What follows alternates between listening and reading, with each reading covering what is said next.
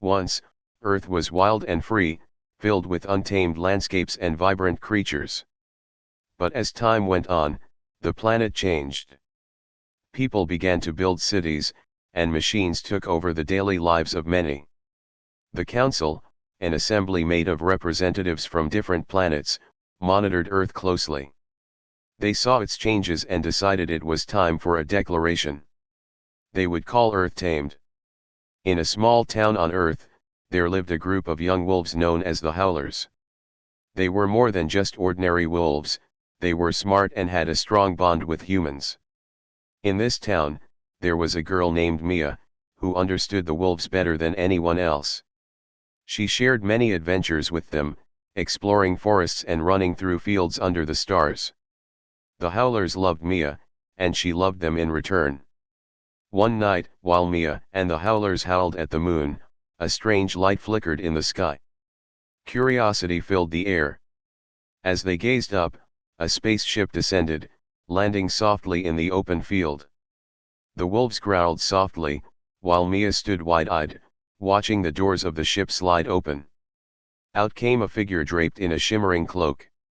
It was an envoy from the Council, sent to announce the tamed status of Earth. The envoy cleared his throat and spoke, "Our Council has deemed Earth safe and tamed. We will now monitor its progress, ensuring beings work together in harmony. This is a new beginning." Mia felt a mix of emotions. While she loved her home, she worried about how the Council would treat the Earth and its creatures. That night, the Howlers gathered around Mia, sensing her unease.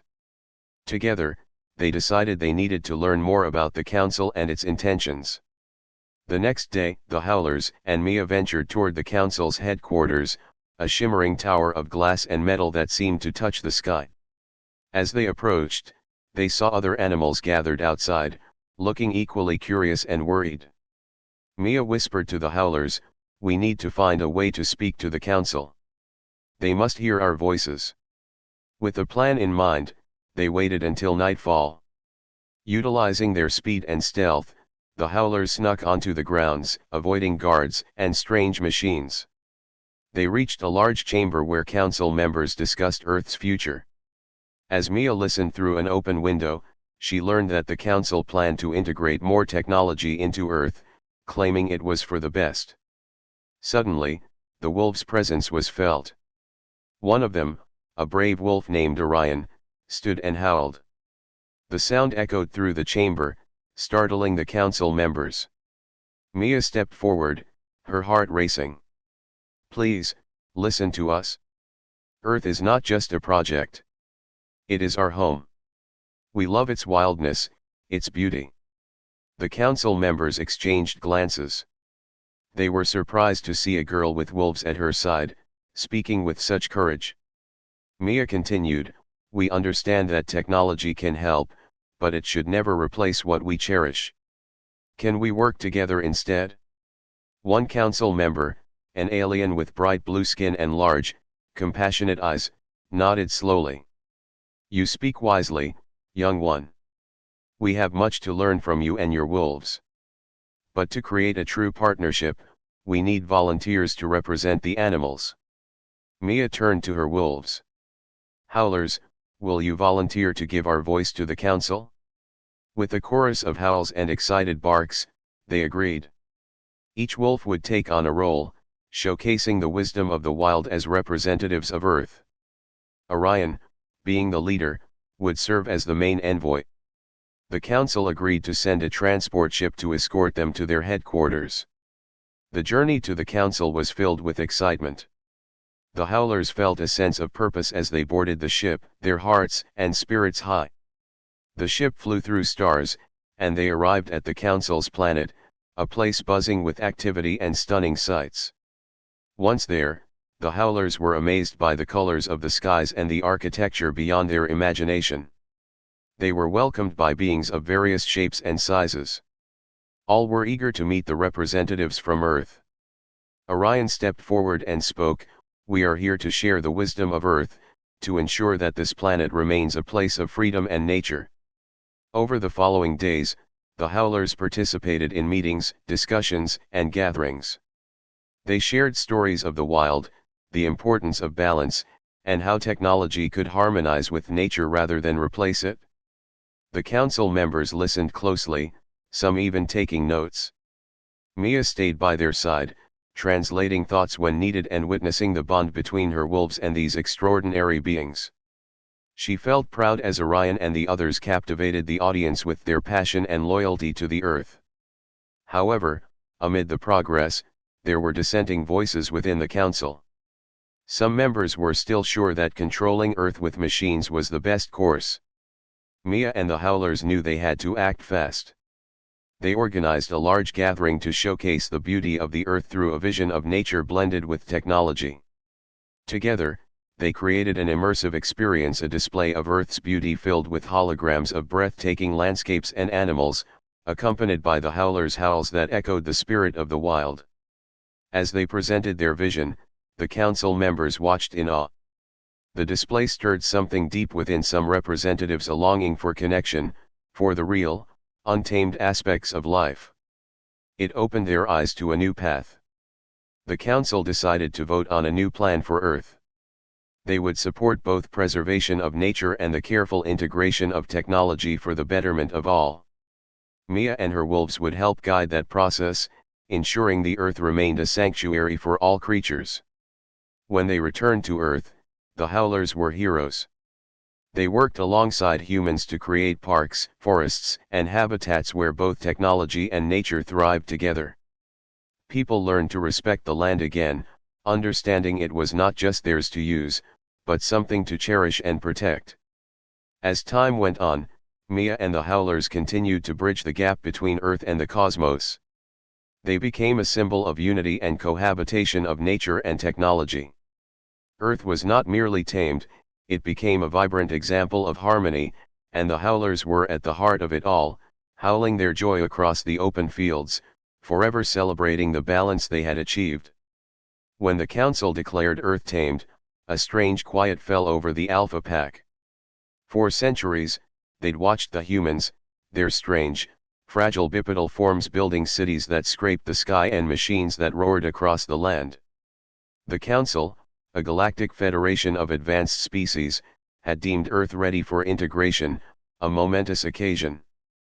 But the Alpha Pack, a collective of exceptionally intelligent wolves, saw things differently. They saw potential, not tameness. The Alpha, a massive gray wolf named One Eye, paced restlessly. His gaze drifted towards the shimmering portal, a testament to the Council's technology, that had appeared on the outskirts of their territory. Whispers of it rippled through the pack, humans venturing out into the stars, ambassadors from distant worlds arriving. It was a spectacle none of the wolves had expected. "They call it integration," One Eye rumbled, his voice a low growl that echoed through the den. "But what of us? We are the true guardians of this planet, the ones who walked alongside the humans long before they built their metal nests." His second in command, a sleek black wolf named Shadow, nodded. "The humans are noisy, clumsy. But beneath their chaos is a certain potential." Their youngest, a spirited pup named Spark, whimpered. "Will they hurt us?" One Eye touched Spark gently with his nose. "No, little one. We have learned their ways. We know when to be seen, and when to fade into the shadows. We can adapt." An idea sparked in One Eye's mind. It was a bold, dangerous plan, one that went against centuries of careful observation. The Council hadn't considered them, the Earth's other intelligent inhabitants. But they should. "We will volunteer," One Eye announced, his voice firm. "We will be Earth's envoys." The pack murmured. This was unheard of. Wolves had never interacted with other species on this scale. But One Eye's determination was unwavering. He explained his plan: a small, carefully selected delegation from the Alpha Pack would approach the Council and present Earth's perspective, not as a tamed planet but as a vibrant, complex ecosystem with a diverse range of inhabitants. The chosen delegates included Shadow, renowned for her diplomacy, in wolf terms, Tracker, a seasoned hunter with uncanny tracking abilities, and Spark, whose youth represented the hope for the future. One eye would remain behind, ensuring the pack's safety. Their journey to the portal was filled with apprehension.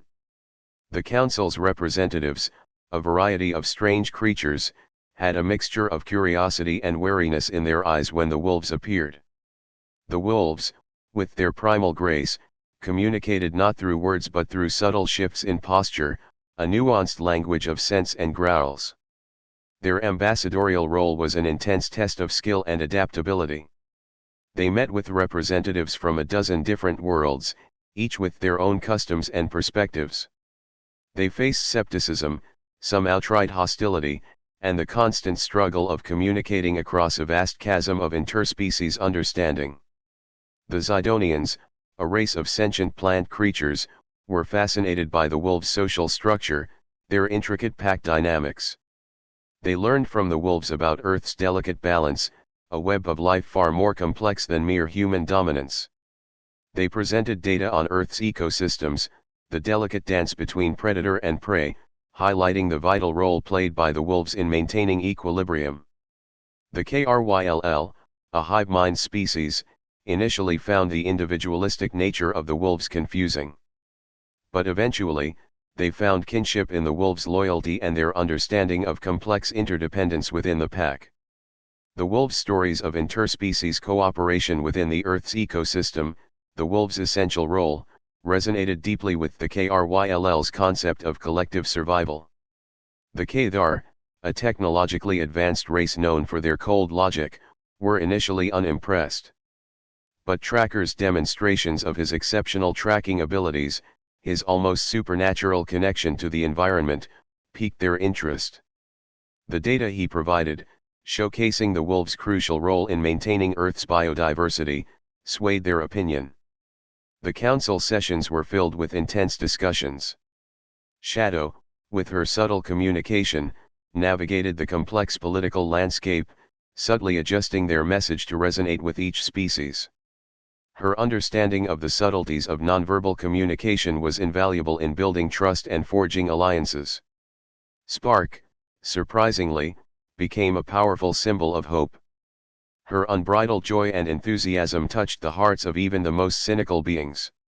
Her presence, innocent and yet full of potential, reminded them of the preciousness of life, the beauty of a world teeming with biodiversity. The climax arrived during the final council meeting. A heated debate erupted between the representatives of a technologically superior species, the Xylos, who advocated for immediate exploitation of Earth's resources, and the wolves, who fought to protect their home. Shadow's calm demeanor, Tracker's compelling evidence, and Spark's innocent plea for coexistence tipped the scales. The council, moved by the wolves' passionate advocacy for a holistic view of the planet and recognition of other life forms, ultimately decided to re-evaluate their assessment of Earth. The Tamed designation was dropped. The Council declared Earth a planet of vibrant biodiversity, a home to a multitude of intelligent life forms deserving of respect and protection. The wolves, Earth's unlikely ambassadors, had won. Their journey home was one of immense pride, a testament to the power of interspecies understanding and the unwavering loyalty of a pack. The wolves had not only protected their home but had also shown the galaxy the true meaning of a world truly alive. Once upon a time, in a distant future, Earth was different. For centuries, humans had tried to tame the wild nature of their planet. Trees once stood tall like giants, rivers flowed freely, and animals roamed without fear. But as time passed, cities grew larger, and nature shrank. The Council, a powerful group of leaders from across the galaxy, watched Earth with growing interest. They were amazed by its beauty and its rich resources, but they were worried about how humans treated their home.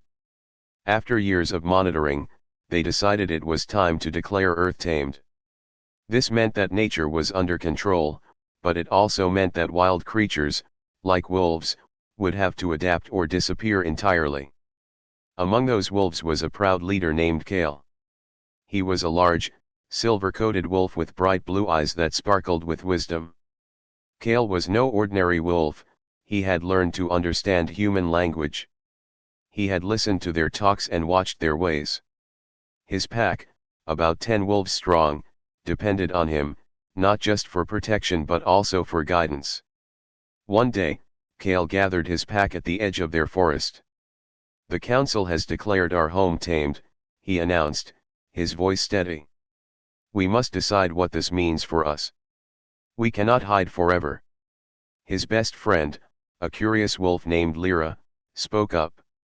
"What if we show them that we are more than just wild animals? What if we help them?" The other wolves nodded, some uncertain, others eager. Kale thought deeply. He believed that if they could earn the trust of humans, they might survive and keep their forests safe. "Lyra is right. We will volunteer as envoys to the council. We will show them the heart of the wolves and the spirit of the wild." The next night, Kale and Lyra set off for the nearest human settlement. The city was vast, with bright lights and strange sounds. They had to be careful, moving through the shadows of the tall buildings. Soon, they met a group of humans. At first, the humans were startled to see 2 wolves. They backed away, eyes wide in fear. But Kale stepped forward, and in a calm voice, he spoke. "We come in peace. We are here to show the council that wolves can help protect the balance of nature." The humans were confused but curious. One of them, a young woman named Mia, took a step closer. She studied the wolves, seeing their strength and grace. "Can you really talk?" she asked in disbelief. "Yes," Kale replied. "But we need your help. The council should understand that we are more than just creatures of the wild. We have a role to play in this world."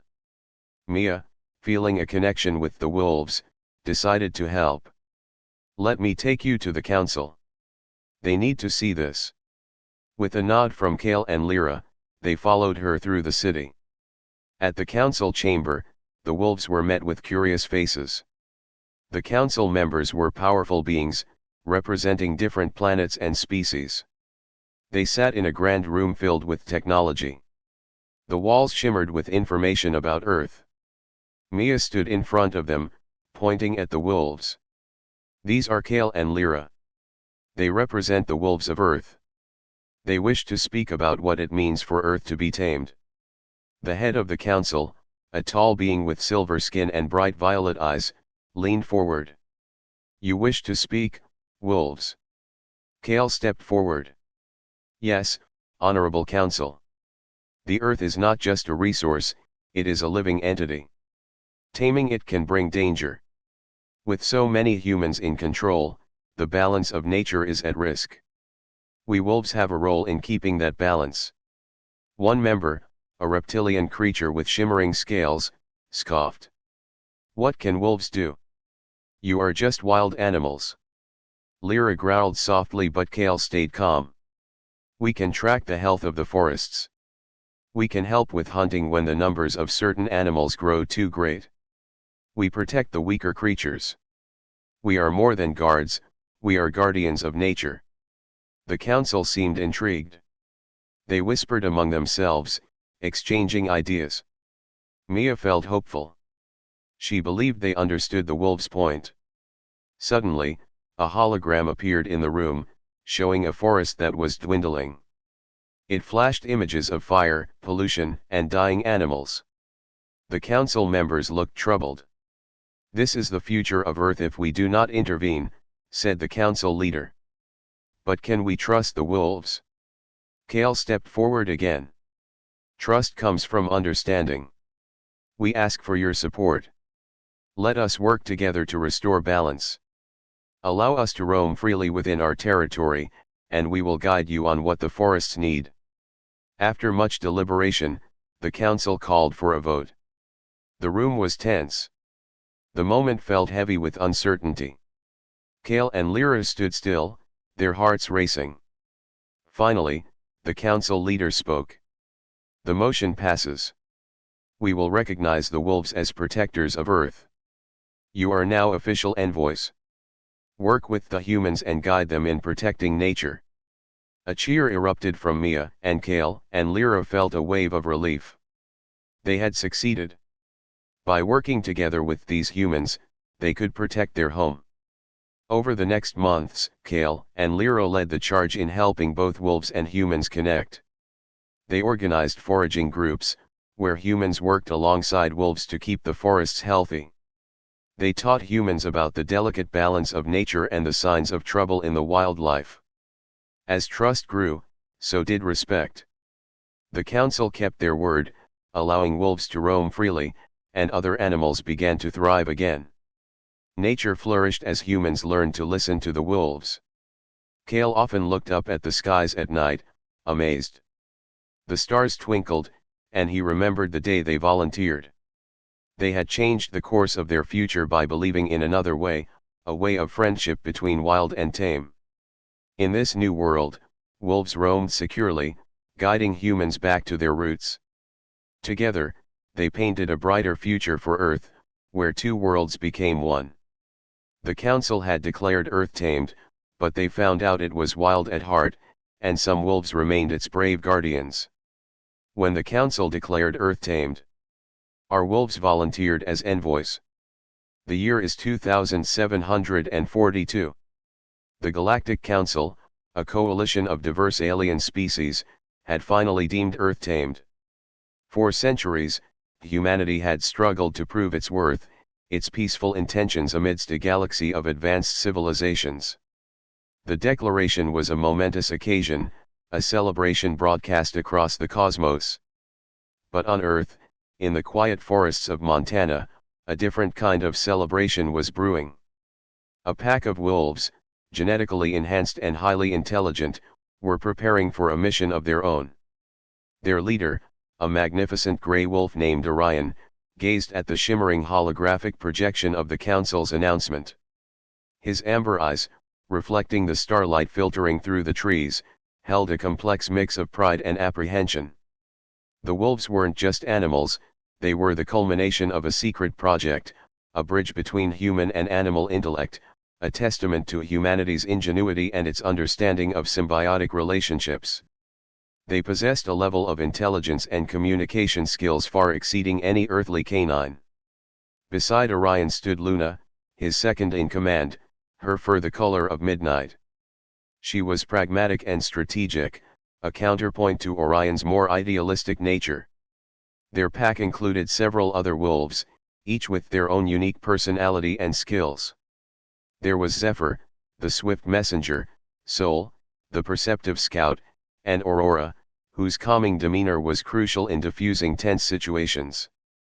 The wolves had been observing the Galactic Council's representatives for years.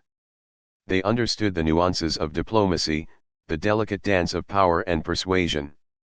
They understood, more than humans often did, the importance of trust and shared understanding.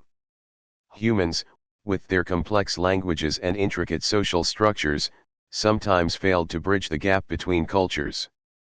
The wolves, with their primal instincts and empathic abilities, believed they could do better. Their plan was audacious, bordering on insane. They wanted to volunteer as Earth's official envoys to the Galactic Council. They knew the Council wouldn't understand. They knew humans would scoff. But the wolves were convinced they were the best representatives Earth could offer. Their first hurdle was convincing Dr. Eris Thorne, the lead scientist behind their creation. Dr. Thorne, a kind but aging man, was initially hesitant. He had dedicated his life to protecting the wolves, ensuring their well-being. The idea of sending them into the unknown dangers of interstellar diplomacy felt reckless. Orion, Dr. Thorne said, his voice heavy with concern, "This is too much. The Council expects humans. They expect formality." Orion, using a complex series of howls and gestures, communicated his understanding. He then used a newly developed communication device, implanted during their genetic enhancement, to transmit images and sounds directly into Dr. Thorne's mind. He showed the Council's representatives, often stiff and formal, struggling to understand human customs and social cues. He showed the wolves, effortlessly communicating with other animals, forming bonds of understanding. Dr. Thorn watched, mesmerized. He saw the truth in Orion's message. The wolves were not merely ambassadors, they were bridges. With Dr. Thorn's reluctant approval, the wolves initiated their next phase. They used their enhanced intellect to craft a message, a stunning visual presentation that highlighted Earth's beauty, its fragility, and its potential for peace and cooperation. They showcased humanity's triumphs and failures, its capacity for both immense cruelty and profound compassion. They subtly emphasized the interconnectedness of all life, a theme readily understood by other sentient species. The presentation was beamed to the Galactic Council using a specially designed transmitter, disguised as a piece of seemingly mundane Earth technology. The Council, initially perplexed by the unusual emissaries, was captivated by the wolves' message. The stunning visuals, combined with the wolves' unique form of communication, a blend of telepathic imagery and subtle vocalizations, created a powerful and moving experience. The Council, composed of beings with vastly different physiologies and cultures, responded with a mixture of curiosity and respect. Their initial skepticism faded as they witnessed the wolves' empathy and understanding. One representative, a towering insectoid named Xyler, found himself strangely drawn to Luna's calm demeanor. Another, a shimmering cloud of sentient gas, seemed fascinated by Orion's powerful presence. The wolves' mission wasn't easy.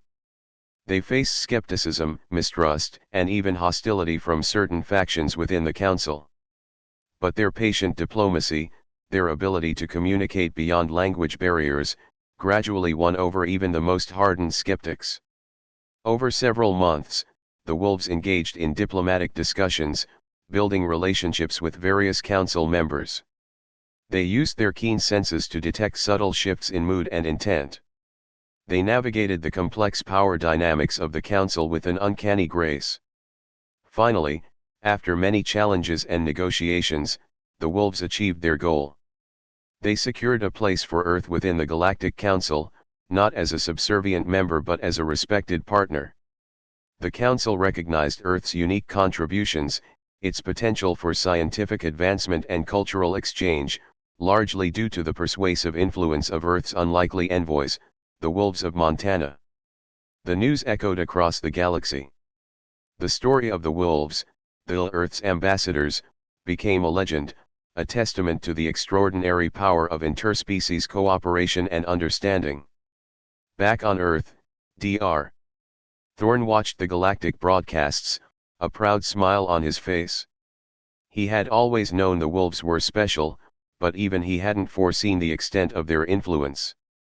In the quiet forests of Montana, Orion and his pack continued their watch, their silent vigilance a testament to the enduring bond between humanity and nature, a bond that had reached across the stars.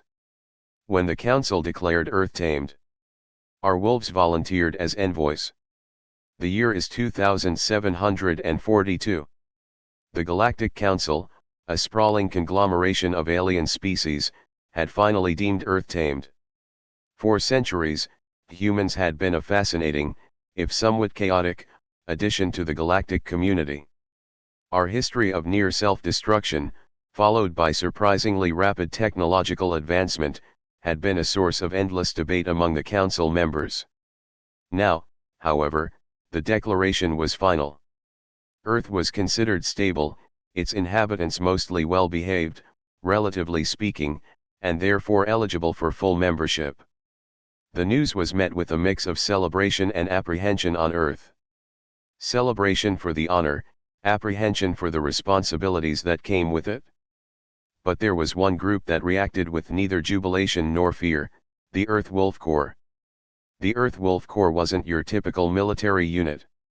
It was a highly specialized team of human-wolf hybrids, created through a controversial genetic program decades prior. These weren't ferocious, mindless beasts. They possessed human-level intelligence, keen senses, and a deep understanding of both human and animal communication. They had spent years working as diplomats, liaisons, and scouts, operating in the shadows, their very existence shrouded in secrecy. The lead scientist, Dr. Eris Thorne, a woman with eyes as sharp as her intellect, had always maintained that the wolves were Earth's best bet for interstellar diplomacy. Their inherent empathy, their ability to connect with other sentient life forms on a primal level, made them uniquely qualified for sensitive negotiations. And as the Council's declaration loomed, she saw her chance to prove her point. She approached General Petrov, the gruff but fair head of the Earth Defense Force. "General," she began, her voice firm but respectful, "the Council has declared Earth tamed. This is our chance to show them something truly remarkable." Petrov eyed her cautiously. "And what's that, Doctor?" "Our wolves," she said, gesturing to a nearby enclosure where several imposing but gentle-looking wolf hybrids were lounging. "They're more than just soldiers. They're diplomats, capable of bridging communication gaps that humans simply can't." Petrov grumbled. The idea was unconventional, bordering on insane. But the woman's confidence was infectious. He knew her work. She was never wrong. The decision was far from unanimous. The council was comprised of species ranging from the towering, stoic Kryll to the skittish, energy-based Lumina. Some members found the idea of anthropomorphic wolves as envoys comical, others, deeply unsettling. But Dr. Thorne's persistence paid off. She successfully argued that the wolves were not a threat, but a unique asset. She presented years of data demonstrating the wolves' ability to establish trust and understanding even with the most alien of beings. The council agreed to a trial run. 3 wolves, Alpha, a large gray wolf with surprisingly expressive eyes, Luna, a sleek black wolf known for her quiet grace, and Orion, a strong, light brown wolf with a calming aura, were chosen. They were fitted with sophisticated communication devices, capable of translating virtually any language. Their first mission was to the Kryll homeworld. The Kryll, a formidable species known for their stoicism and their rigid social structures, were notoriously difficult to negotiate with. The initial meeting was tense. The Kryll delegation remained impassive, their faces unreadable. The wolves, however, seemed unfazed. Alpha approached the Kryll leader, his movements deliberate yet relaxed. He sat, not in a submissive posture, but in one of respect and quiet confidence. Luna and Orion mirrored his composure, their eyes focused yet not aggressive. What followed was a remarkable demonstration of interspecies communication. The wolves didn't speak Kryll, none of the Earthlings did. But through subtle gestures, postures, and low, resonant growls, they managed to convey a sense of peace, a shared understanding of the precarious balance of power in the galaxy. The Kryll, initially resistant, found themselves drawn to the wolves' sincerity. They responded, in their own way, by offering subtle concessions. The wolves' ability to read their body language and understand their unspoken cues was instrumental in breaking down the barriers. The successful negotiation was a testament to their uniquely perceptive abilities. Their next mission took them to the Lumina homeworld, a world of pure energy and fleeting emotions. Here, the wolves' empathetic nature shone through. They communicated not through words or gestures but through shared emotions. Luna's calming presence brought peace to a tense negotiation, diffusing conflict and facilitating dialogue. News of the wolves' diplomatic successes spread through the galaxy like wildfire. What had started as a daring experiment had become a sensation. The council, initially hesitant, was awestruck. They had underestimated the power of a connection forged beyond words. The wolves had proven that communication extended far beyond linguistics. It was about understanding, empathy, and the ability to meet others where they were, even when they were so vastly different. The Earth Wolf Corps, once a secret program, became Earth's most valuable asset. Their extraordinary success changed the way the galaxy approached diplomacy. It forced everyone to reconsider their methods, to look beyond the rigid barriers of language and culture, and to acknowledge that understanding, even across species, was possible. The Council, initially hesitant to grant Earth full membership, eventually embraced them not just as allies but as beacons of understanding in a galaxy desperate for connection and peace, all thanks to the quiet diplomacy of Earth's wolves. In the year 2243, Earth was a different place. After centuries of wars and pollution, humanity learned to live in harmony with nature. The Council, comprised of leaders from all over the world, declared that Earth was finally tamed. Cities were now green, surrounded by forests and parks. Animals roamed freely, and people learned to respect the land. But even in this harmony, a new challenge awaited. Among the council members was Leo, a thoughtful man in his 50s. He had always loved nature and watched over the forests from his childhood home. He often spent time speaking about the balance needed between humans and animals. One day, during a council meeting, he raised a question that made everyone lean in closer. What if we could communicate with the wolves? They are the guardians of our forests. Perhaps we could ask for their help. Leo's voice was steady, but excitement danced in his eyes. The room was silent for a moment. Then, Jenna, a young scientist with a passion for wildlife, spoke up. That's an interesting idea. Wolves have a deep bond with their territories. If we understand them, we might learn how to protect what we have. The council members discussed this for a while. Some doubted the idea, while others felt it was worth exploring. After hours of debate, they agreed to send a team into the forests to find a pack of wolves and see if they could establish a connection. The task fell to Leo and Jenna, who were eager to take on the challenge. They gathered supplies and set off into the wilds of the evergreen forest, where the tallest trees reached for the sky. As they walked deeper into the woods, they felt the cool breeze and heard nature's sounds all around them. After a long day of hiking, they made camp near a sparkling stream. As night fell, they shared stories around the fire.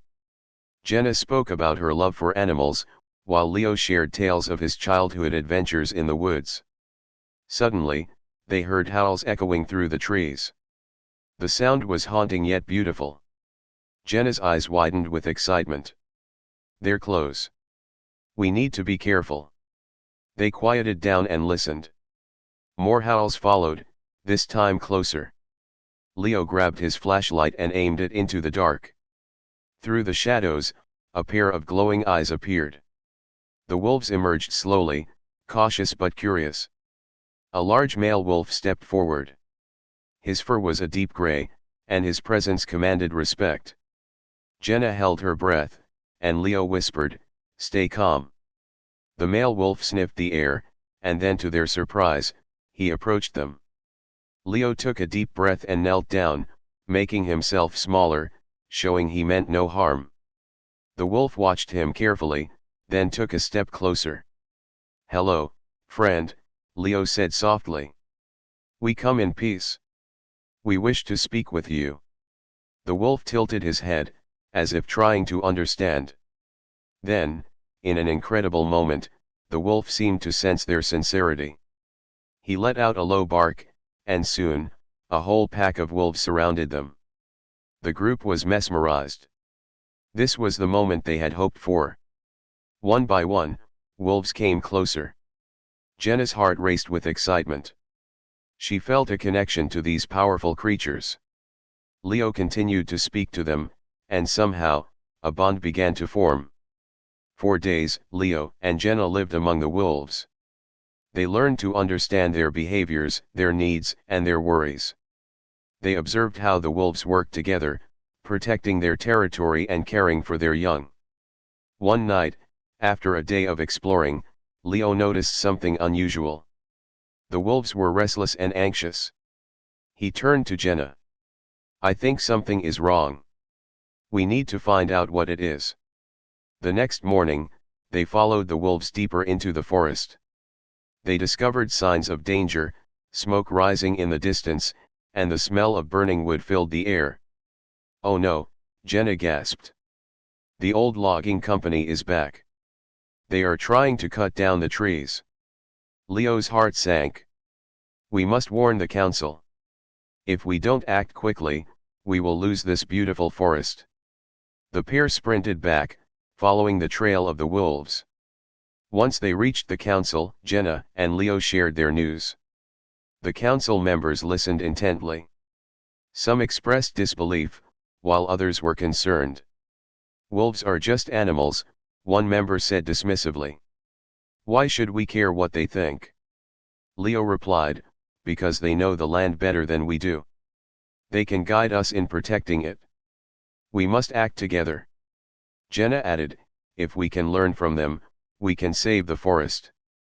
Finally, after much discussion, the council voted to take action.